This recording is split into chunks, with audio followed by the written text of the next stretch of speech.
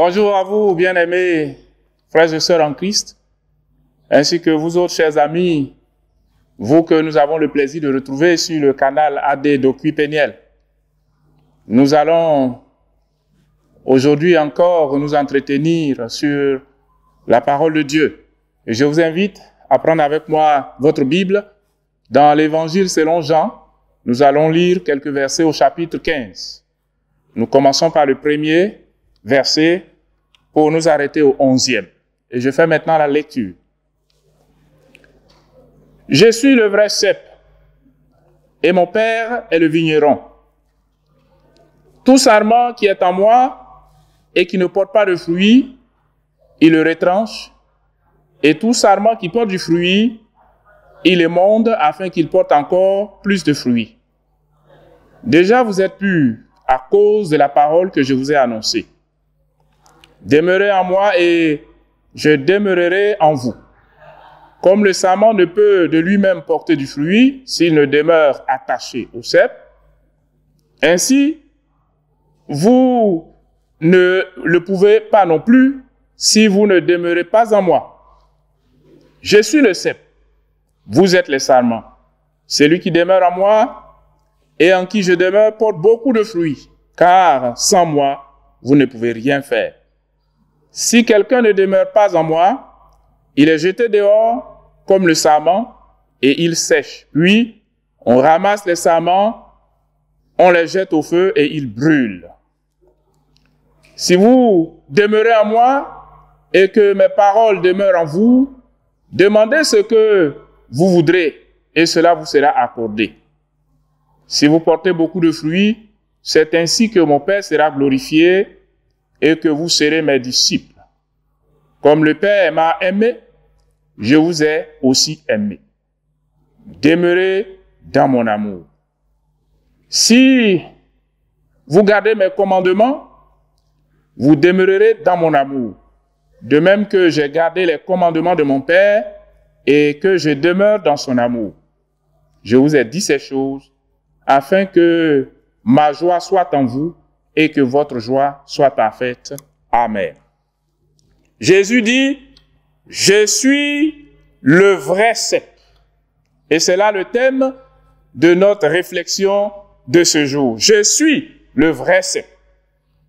En abordant cette portion de l'Évangile selon Jean, nous remarquons que le champ lexical du texte rime avec les notions suivantes, le cep, le sarment et le vigneron, des termes qui sont par ailleurs très étroitement liés à d'autres mots tels que vignoble, vigne ou raisin. En outre, toutes ces expressions nous entraînent vers une seule et même réalité, à savoir une espèce végétale bien connue dans le Moyen-Orient et dont le fruit donne pour produit une boisson appelée couramment le vin. Alors, dans ce passage biblique, le Seigneur Jésus emploie sous forme de métaphore assez significative les trois premières expressions que sont cep, sarment et vigneron. Il les emploie pour, d'une part, mettre en relief l'interconnexion existant entre Dieu, le Créateur, et le Christ. Puis, de l'autre côté, pour décrire la relation d'intimité et de complicité que tout homme devrait entretenir avec lui, Jésus, le Sauveur. Cela dit, quel contenu doit-on donner effectivement à ces mots et quelles en sont les implications pour nous autres, chrétiens du XXIe siècle? Telle est la raison d'être de cette réflexion du jour. Ainsi donc, examinons ces trois premières expressions. Commençons par le cep.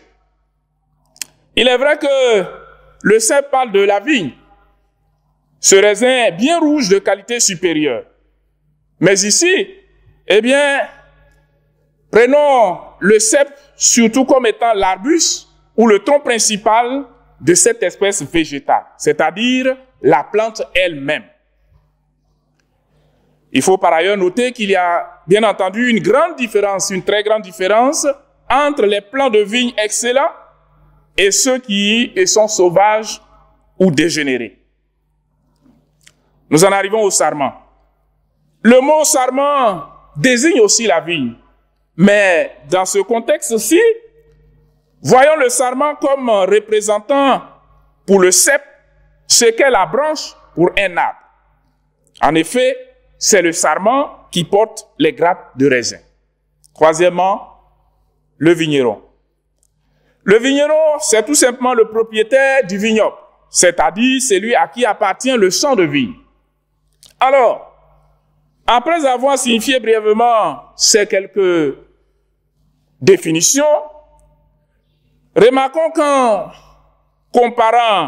se comparant au cep, le Christ établit également une similitude entre ses disciples et les sarments, puis une autre analogie entre son père et le vigneron. Nous voyons cela dans la lecture que nous avons faite tout à l'heure, surtout du verset 1 au verset 8, chapitre 15 de l'Évangile selon Jean. Mais en faisant cela, quelle leçon particulière le Seigneur Jésus voulait-il nous enseigner? Eh bien, d'abord, rappelons qu'Israël était comme la vigne que l'Éternel Dieu s'était choisi et à laquelle il accordait ses soins et son attention particulièrement. En effet, tout au long de l'Ancien Testament, la vigne est l'un des symboles de la nation d'Israël. C'est pourquoi il est écrit ce que nous lisons maintenant. Tu avais arraché de l'Égypte une vigne, puis tu as chassé des nations et tu l'as replantée. Or, c'est la nation d'Israël qui est la vigne de l'Éternel, du Seigneur des armées célestes. Donc, le plan qui faisait ses délices, ce sont les habitants du pays de Juda. Il attendait de la droiture et ce n'est qu'injustice. Il attendait de la justice et il n'eut que des cris de détresse. Moi, dit le Seigneur, je t'avais planté comme un cep excellent d'une variété sûre. Comment se fait-il donc que tu te sois changé en plant dégénéré d'une vigne sauvage? Israël est semblable à une vigne qui dégénère. Il ne produit que du fruit. Il ne produit du fruit que pour lui-même, pour être plus exact dans la lecture. Psaume 80, verset 8, Ésaïe 5, verset 7, Jérémie 2, verset 21, Osée 10, verset 1. En clair, Dieu désirait ardemment que sa vigne, Israël, produise du bon fruit, mais cette attente fut vaine, car elle n'a donné que du mauvais raisin, pour parler de la nation d'Israël. Voilà pourquoi, en tant que le vrai cep, eh bien, Jésus est venu pour accomplir ce que la nation d'Israël aurait dû réaliser. De ce fait, ces paroles que le Seigneur utilise, eh bien, il les emploie à dessein et se présente comme étant, ainsi donc, l'Israël authentique. De la manière dont il s'était présenté au préalable comme étant la véritable lumière ou le vrai pain, le pain de vie. Retenons par ailleurs que ce qui mérite d'autant plus notre attention, c'est cette admirable parabole que le Christ utilise et par laquelle il figure son union sacrée d'avec les siens. Cette intimité dont il avait d'ailleurs parlé dans les chapitres précédents, particulièrement en Jean chapitre 14, du verset 18 au verset 23. Et du reste, c'est une complicité sacrée parce qu'elle a l'allure d'une alliance aussi vivante et organique que l'est la connexion des sarments avec le cep. Cep dont ceux-ci tirent la sève, la vie et la fertilité. En outre, quand Jésus déclare qu'il est le vrai cep, il veut signifier par cette phrase qu'il est la plante de vigne par excellence. Car en réalité, c'est bien Jésus et lui seul qui, dans la sphère spirituelle et morale, ainsi que dans ses rapports avec les âmes, eh bien, accomplit pleinement les fonctions du sceptre dans la nature. Au demeurant, signifions-le, eh bien, le mot sceptre renferme ici un tout. Un tout qui comprend à la fois le tronc et les branches de la plante. Comme le terme, eh bien, Christ ramène implicitement aux réalités de la tête et du corps de l'Église, selon 1 Corinthiens 12 et le verset 12. Autrement dit, l'on ne peut pas évoquer les sarments sans penser au sceptre, de même qu'il serait absurde de parler de l'Église sans Christ. C'est la raison pour laquelle Jésus dit aux disciples et à tous les chrétiens, ainsi qu'à nous autres en particulier, sans moi, vous ne pouvez rien faire. Jean chapitre 15 et le verset 5. Aussi, Jésus ajoute-t-il ceci, « Mon Père est le vigneron ».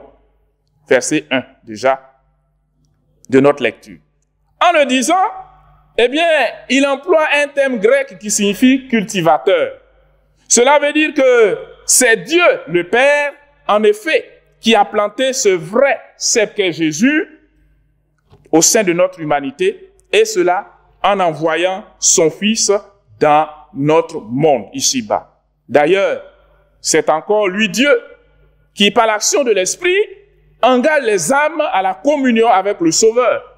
Jean 6, versets 37 et 44. Enfin, c'est également Dieu qui, par le travail incessant de sa grâce, purifie et sanctifie toute personne qu'il aura attirée au Christ.